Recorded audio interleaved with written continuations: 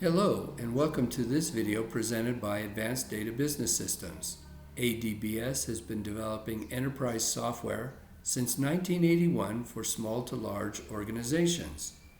This is the Advanced Development Shell Series and I am Thomas Wade Gonder. This is video 1132 in which we will preview the role of the entity form throughout the entire ADS. If you haven't already watched the Fred Flintstone demo, video 1002, we suggest you do.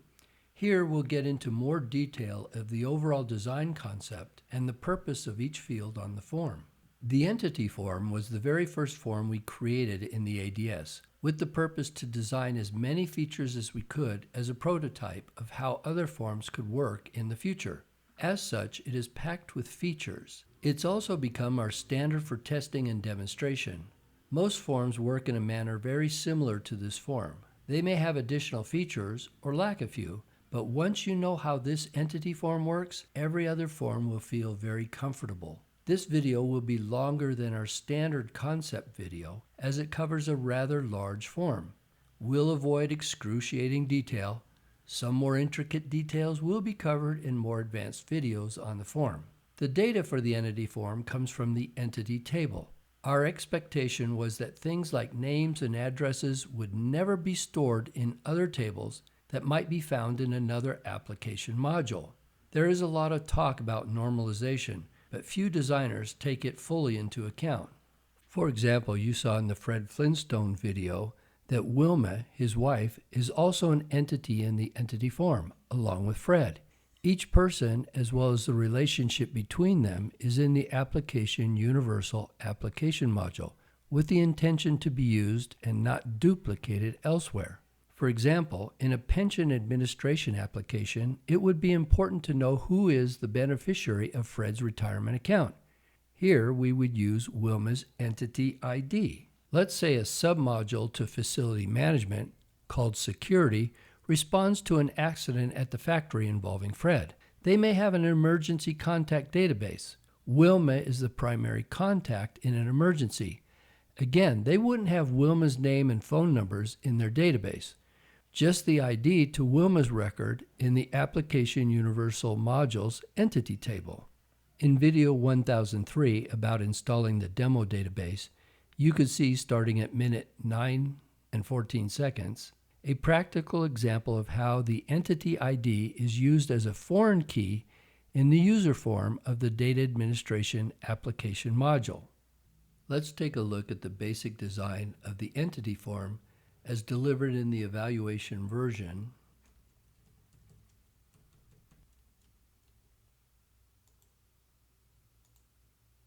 123. It's in an ACCDE file. Like most of the forms in the ADS, it has a standardized layout after it is started from the menus or is called by another job. At the top is a caption that informs which job is running and what was its source for initiation. The form can be moved and resized. When another form gets focus, the color at the top of the form will change.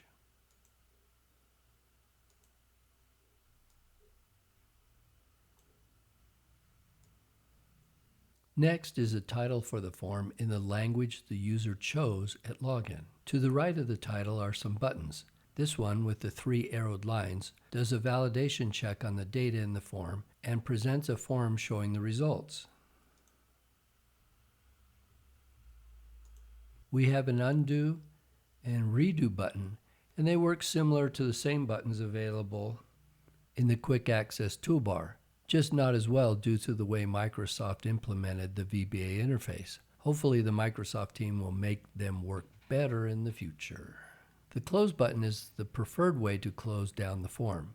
The print button will print just one record being displayed. The form is converted to black and white before printing, and afterwards the form closes automatically.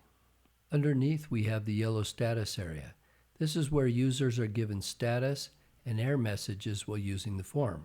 When first entering the form, all the entry fields are shown in yellow, as well as the status message showing the preview status. This means that users can look at records but not change them. Here I'll go to a field, name 2, and just start typing the letter D.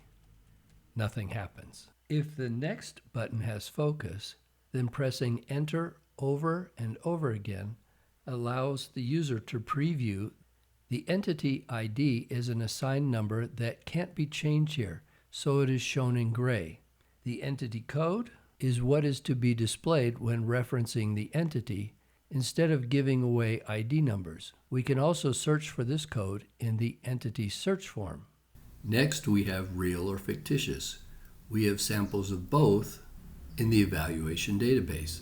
I happen to be real, while Fred happens to be fictitious. One can click on the down arrow with a mouse or use Alt down arrow on the keyboard.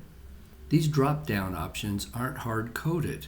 They are in a helper table. So if one was only building a database of fictitious people, the real and unknown options could be disabled and fictitious set as the default.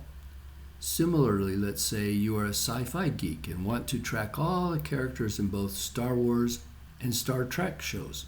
You could make the drop-down Star Trek or Star Wars. Type and ethnicity is another classification type field. Again, these come from the helper table and can be disabled, set as defaults, and changed. For our sci-fi example, maybe we want human, Klingon, Romulan, etc. Keeping with the times, we have both birth, sex, and gender identity, all similarly controlled by the helper table.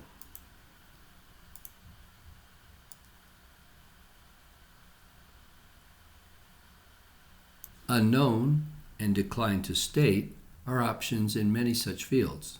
The name title field is where we have Mr. and Mrs. and all the variations like Doctor. The ADS is multilingual, but this applies to the titles and messages, not to the data. So if one wants to have Senor, then it needs to be built in as an option in the helper table. Most people in the USA have 3 names, while many Latin cultures use 4. Some other cultures go out to 20 or more names, as for royalty in Spain. We chose to draw the line at 6 names. However, there is nothing to stop one from combining several names into name 5 and name 6. The name suffix is self-explanatory. The salutation name format is how we would greet an entity in person. Here we type in the numbers to the right of the name fields. So 2 gets us Fred, while 124 gets us Mr. Fred Flintstone, 1, 2, and 4. And the result is shown in the gray box to the right. In the case of James Bond, we saw that we could greet him as Bond James Bond by putting in 424. The correspondence name format is what we would use in more formal written communications. Begin date is a birth date for people and a start date for an organization. We enter dates either in the regional format or more simply in the ISO format using a dot or period between the fields. Remember, a date field in Access is both a date and a time, so we accommodate both here during entry. If a time isn't entered, then Access is what defaults to a time of midnight. Next to the begin date, we show the years and months since the begin date. Begin geo is an interesting field. It means where, in geographic terms, did the entity begin. For people, it is their birthplace. In the USA, it's usually by county, but that may not be known, in which case it can be left unknown with a null, or it could be just the USA or the state. One must enter the first 4 letters of the name for the drop-down options to fill. For example, let's edit Fred, go to Begin Geo, F2 to select everything, ORAN for the first 4 letters of orange, Alt down arrow, and we can see that we have several different orange counties. We have one in California, Florida, New York, and Texas. So it tells you a short description of the next level up, and then it's in the west, south, or northeast of the United States, and those are all in North America. So let's just say Orange County, California. The end date and the end geo are the same concept except when an entity dies or ceases to exist. Primary language can be the first language of a user or how the organization may wish to communicate with the entity. Have you noticed that since I pressed the edit button, it's no longer enabled, and that I have an exit and save option that are in yellow? Also, the field itself is in goldenrod. We are no longer in a status of previewing, we are editing. And here the record has changed, so a save is required. Maiden name is the unmarried last name of women in the USA and some other cultures where the woman may change her name. If an organization encounters men that change their name, the prompt may be changed from maiden to, bachelor/maiden name, which brings up a good point. The prompts aren't hard-coded and can be changed as well as left, center, or right justified without resorting to editing forms or VBA code.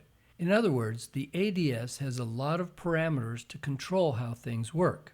Previous entity is a way of linking people that change their identity for reasons other than marriage. If an entry is made here, the full name of the linked entity is shown in the non-editable gray box right below it. Let's look at an example. Here in previous entity, for Marilyn Monroe, we have Norma Jean Baker. Let's right-click on previous entity ID, click on View with a left click, and we have Norma Jean Baker. But we have a previous entity ID even before Norma Jean Baker. Right-click, View, and we have Norma Jean Mortensen, and she is not active, which is why the background has turned to red. Pressing Tab in the Previous Entity ID entry field will scroll back to the top of the form for Date Not Active. In most databases, we don't want to delete a record after it is used, especially if there is another table or record that uses it as a foreign key. Entering a date here will effectively make the record unavailable for future use without corrupting the integrity of the database. A future date and time may be entered here, in which case the next entry into the record after the date will make it inactive. In other words, you can make somebody inactive tomorrow or in a month. Pressing Tab takes us to the T-cell checkbox. This field allows users to tag a record for some extra type of processing. Maybe we want to send invitations to a set of entities, and here we could tag all the records. We will cover related forms in video 1134. Each entry field in the form shows a short help in the bottom left of the access screen when active. Likewise, hovering over a label of an entry field will display the short help. To see the full help, right-click on the entry field and then left-click on Entry Help.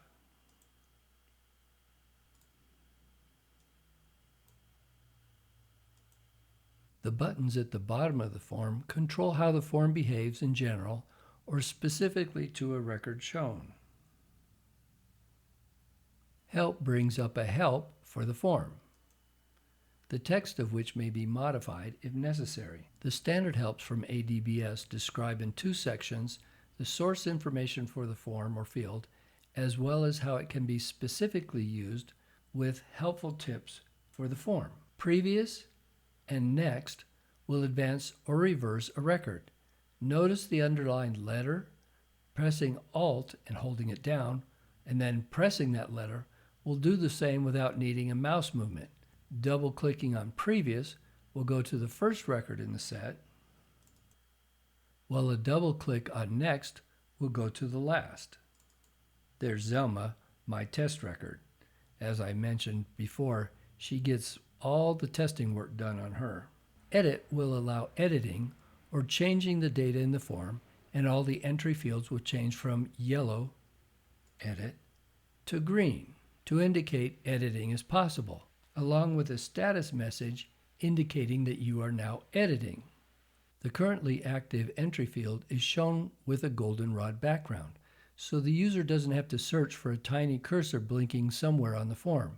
Once you are through making changes, the changes are saved by pressing the Save button. However, at the moment, we don't see the Save button as active. So let's make a change. Let's just type in something like XYZ in Zelma's second name, and we can see up here that the record has changed, a save is required, and now Save is active. If you want to discard changes, pressing Exit will do that, or pressing Close, Previous, or Next. Let's click Exit. Notice that Save flashed red for a second and that there was a bell sound. This tells you that any changes you made were discarded. New is for creating a new record, and it will appear immediately in the edit mode, as with a green background for the entry fields. Again, Save is for saving the changes to the new record. As in editing a record, the new changes may be discarded with the same warning.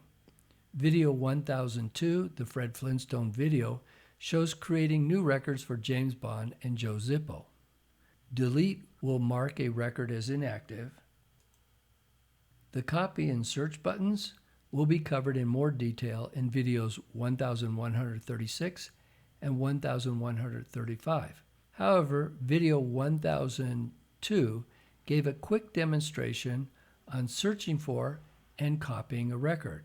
At the bottom of the form are the fields described earlier in video 1122, the menu form overview. These are the form's start date and time, user ID, and message. The one main difference is the record number indicator. Here, Zelma is record 40 of 40 that are available to be seen. We now conclude this video on the basics of the entity form. Thank you for watching this video. These related videos will expand upon the basics of this presentation for users and developers.